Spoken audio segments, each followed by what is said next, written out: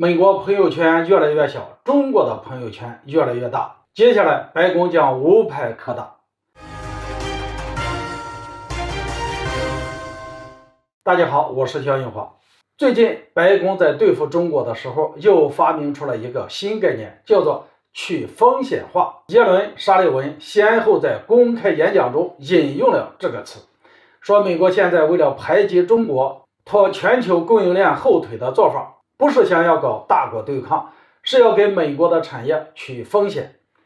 当然，从中美这2年贸易战、科技战的历史来看，都不会相信美国人的这种鬼话，因为美国供应链现在面临的风险，完全就是美国自己给作出来的。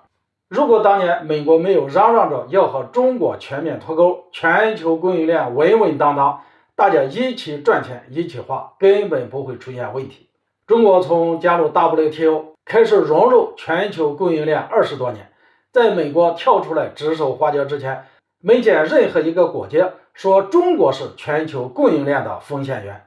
其实美国供应链的心头之患不在外面，而在华盛顿，就在白宫和国会里边。而美国具体是怎么去风险化的呢？简单来说，就是跑到那些在地缘政治上和自己更亲密，或者说被美国控制和渗透更深的国家搞一套平衡，甚至期望可以替代中国的供应链。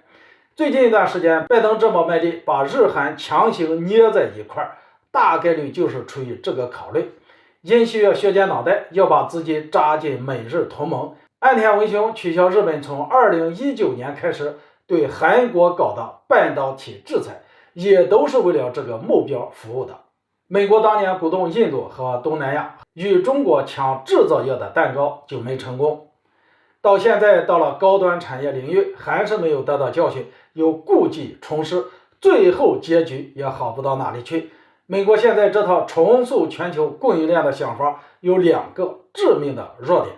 第一，就是任人唯亲，拉帮结派，搞高端产业不看客观条件，只看这些国家和地区与自己的关系够不够铁。全球化这碗汤，美国只想自己喝，听话的小弟能分到一点羹，中国这种外人不能分。美国现在要利用日本和韩国重塑供应链，本身说明了一件事，就是如果没有美国横插一杠，那么按照现在的大趋势，这2家都会在全球化竞争中中国的手下败将。美国现在是以一己之力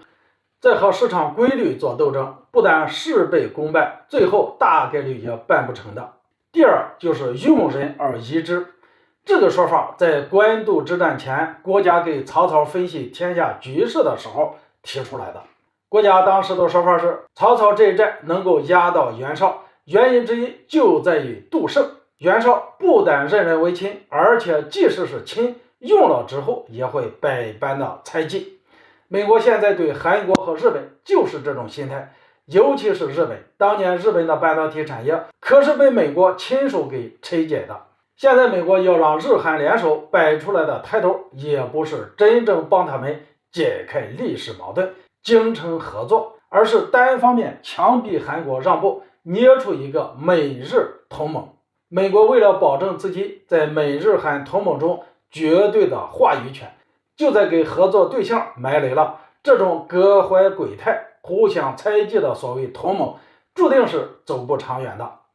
从最早的贸易战到后来的小院高墙，再到现在的去风险化，美国的对华竞争策略本质是为了吃独食，换汤不换药。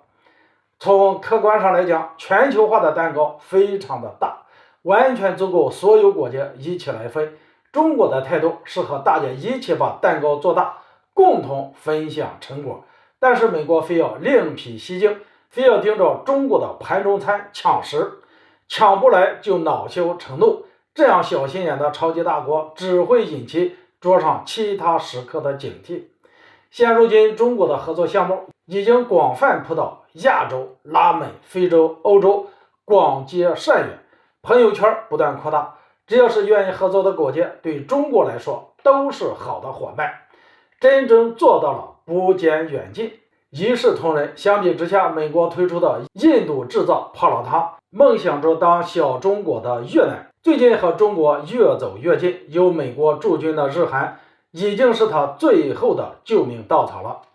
但从现在美国一边搞合作，一边搞小动作的行事作风来看，这根稻草美国大概率也是抓不住的。如果这一次也没成功，很难想象美国接下来还有什么牌可打。到时候美国会不会去风险化之外再发明一些新概念，也很值得人期待。好了，今天就说到这里，咱们下次见。